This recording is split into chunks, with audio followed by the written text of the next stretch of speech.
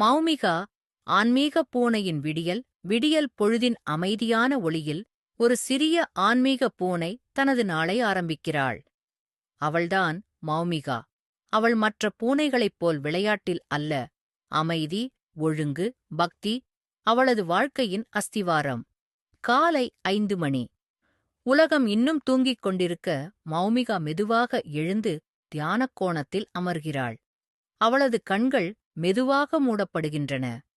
வாசனைக் கம்பு நெய்த வாசலில் அவள் பரிபூரண அமைதியில்.